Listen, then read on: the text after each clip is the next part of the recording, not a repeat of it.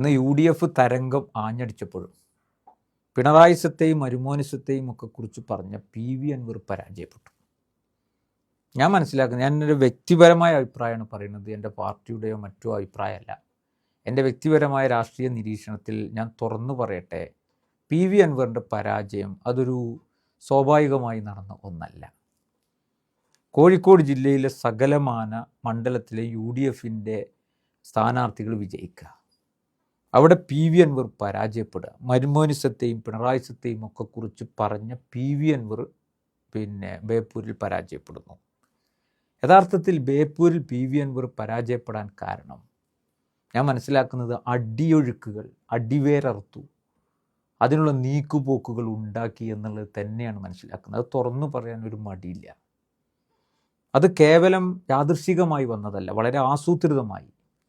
PV Anwar ജയിച്ചാൽ വലിയ തലവേദനയാണ് എന്ന് തിരിച്ചറിഞ്ഞുകൊണ്ടും, മാത്രവുമല്ല മാസങ്ങൾക്ക് മുമ്പ് VD സതീശൻ എന്ന് പറയുന്ന കോൺഗ്രസിൻ്റെ അമരക്കാരനെക്കുറിച്ച് PV അൻവർ പറഞ്ഞു വെച്ചത് ഗുരുതരമായ ആരോപണങ്ങളാണ്. അയാൾ മുഖ്യമന്ത്രിയാകുമ്പോൾ കൈപൊക്കാനാണ് ആൾക്കാർ വേണ്ടത്, അഹങ്കാരമാണ് എന്നൊക്കെ പറഞ്ഞുകൊണ്ട് PV അൻവർ പറഞ്ഞത്, അന്ന് PV അൻവർ കോൺഗ്രസ്സുകാരനല്ലായിരുന്നു. സ്വാഭാവികമായിട്ടും അതിൻ്റെയൊക്കെ പരിണിത ഫലമാണ് PV അൻവർ മാത്രം ഇവിടെ ബേപ്പൂരിൽ പരാജയപ്പെടാനുള്ള കാരണം എന്നുള്ളതാണ് നമ്മൾ മനസ്സിലാക്കുന്നത്. ഇപ്പോൾ നമുക്കറിയാലോ, ഇന്നലെ ഒരു വാർത്ത കണ്ടില്ലേ, കർണാടകയിലെ NDA നേതാക്കന്മാരെ VD സതീശൻ ചാർട്ടേഡ് ഫ്ലൈറ്റിൽ പോയി കണ്ടുവരുന്ന വീഡിയോ നമ്മളൊക്കെ കണ്ടു. സ്വർണ്ണപ്പാളി കേസിൽ ATS ചോദ്യം ചെയ്ത ആളാണ് കൂടെ ഉണ്ടായിരുന്നത്.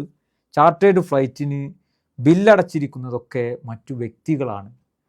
കർണാടക UDFൻ്റെ ആളുകൾ ആരും തന്നെ ആ വിവരം അറിഞ്ഞിട്ടില്ല, വലിയ പ്രതിഷേധമുണ്ട് എന്നൊക്കെ പറഞ്ഞുകൊണ്ടുള്ള വാർത്തകളും കാര്യങ്ങളും കണ്ട് ഇന്ന് നേരം വെളുക്കുമ്പോൾ വോട്ടെണ്ണാൻ നിന്നതോടുകൂടി ആ വാർത്ത മറ്റൊരു സൈഡിലൂടെ പോവാണ്. PV അൻവർ കള്ളപ്പണവുമായി ബന്ധപ്പെട്ട് സതീശനെ ആക്ഷേപിച്ചതും ഈ പറയുന്നത് പോലെ കർണാടകയുമായി ബന്ധിപ്പിച്ചുകൊണ്ടാണ്. ഇപ്പോൾ PV അൻവർ UDF സംവിധാനത്തിൻ്റെ കൂടെ ആണ് എങ്കിലും അന്ന് VD സതീശനെതിരെ പറഞ്ഞ വാക്കുകളും ഇപ്പോൾ PV അൻവർ തോൽക്കാനിടയായ സാഹചര്യവും ഒക്കെ നമ്മൾ മനസ്സിലാക്കുമ്പോൾ PV അൻവറിൻ്റെ തോൽവി കേവലം യാദൃശ്ചികമല്ല, നമുക്ക് സംശയം വരികയാണ്.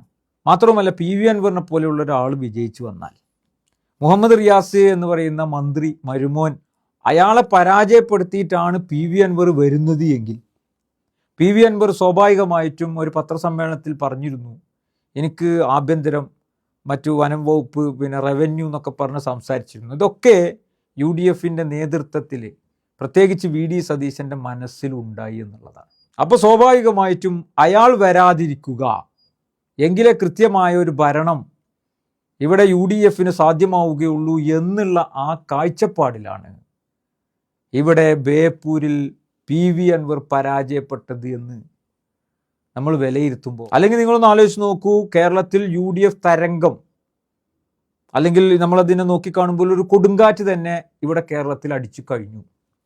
PV അൻവർ മുൻപേ മത്സരിച്ചിരുന്ന ഞാനടങ്ങുന്ന മണ്ഡലമായ നിലമ്പൂർ നിയോജക മണ്ഡലത്തിൽ ആര്യാടൻ ഷൗക്കത്തിന് 54,000-ഓളം വരുന്ന ഭൂരിപക്ഷത്തിൽ അയാൾ അവിടെ ജയിച്ചു കയറി. PV അൻവർ മത്സരിച്ച് CPMനോടൊപ്പം ചേർന്ന് വിജയിച്ച മണ്ഡലത്തിൽ VV പ്രകാശ് എന്ന് പറയുന്ന UDFൻ്റെ സ്ഥാനാർത്ഥി തോറ്റ് 10 to 11,000-ഓളം വരുന്ന വോട്ടുകൾക്കാണ്. അതേപോലെ തന്നെ ആര്യാടൻ ഷൗക്കത്ത് മുന്നേ തോറ്റതും ഇപ്പോൾ ജയിച്ചതുമൊക്കെ ഒരു 11,000-ൻ്റെ ആ ഗ്രാഫിൽ മാത്രമാണ് വിജയിച്ചത് എങ്കിൽ ഇപ്പോൾ ഈ തരംഗത്തിൽ 54,000-ഓളം വരുന്ന വോട്ടുകൾക്ക് ആര്യാടൻ ഷൗക്കത്ത് വരെ ജയിച്ച് കയറിയിട്ടുണ്ടെങ്കിൽ ഈ പറയുന്ന ബേപ്പൂരിൽ പിണറായിസത്തെയും മരുമോനിസത്തെയും ഒക്കെ കുറിച്ച് പറഞ്ഞ ഈ PV അൻവർ മാത്രം തോൽക്കാനുള്ള ആ കാരണത്തെ നമ്മൾ സൂക്ഷ്മമായി പരിശോധിക്കുമ്പോൾ, ഞാനിന്ന് ഒരു വൈകുന്നേരത്തോടു കൂടി ഞാൻ അതിങ്ങനെ നോക്കിക്കാണുമായിരുന്നു എന്തായിരുന്നു അയാൾ തോൽക്കാനുള്ള കാരണം എന്നുള്ളത്. അതിൽ ഞാൻ മനസ്സിലാക്കുന്നത് സ്വന്തം പാർട്ടിക്കാർ തന്നെ അടിവലിച്ചതാണ് എന്നുള്ളതാണ് എനിക്കിതിൽ ബോധ്യപ്പെട്ടത്. ഞാൻ ആ വിഷയത്തെ തുറന്നു പറയുന്നു. നമുക്ക് നമ്മുടേതായ വീക്ഷണങ്ങളെ പറയാലോ, ആശയപരമായി പറയാം. അതിൻ്റെ കാര്യകാരണങ്ങളെ ഒന്നും കൂടി അടിസ്ഥാനപരമായി നമ്മൾ വിലയിരുത്തുമ്പോൾ, ചകഞ്ഞു പരിശോധിക്കുമ്പോൾ, PV അൻവർ പറഞ്ഞു വെച്ച കാര്യങ്ങളും ഇപ്പോൾ നടന്നുകൊണ്ടിരിക്കുന്ന VD സതീശനുമായി ബന്ധപ്പെട്ട് നടന്നുകൊണ്ടിരിക്കുന്ന കാര്യങ്ങളുമൊക്കെ കൂട്ടുവായിക്കുമ്പോൾ സ്വാഭാവികമായിട്ടും ഈ പരാജയം കേവലം യാദൃശികമായി ഉണ്ടായതല്ല, അത് ആസൂത്രിതമായി തോറ്റത് തന്നെയാണ്, തോൽപ്പിക്കപ്പെട്ടത് തന്നെയാണ് എന്നുള്ളതാണ് ഞാൻ ആശങ്കയായി അറിയിക്കുന്നത്.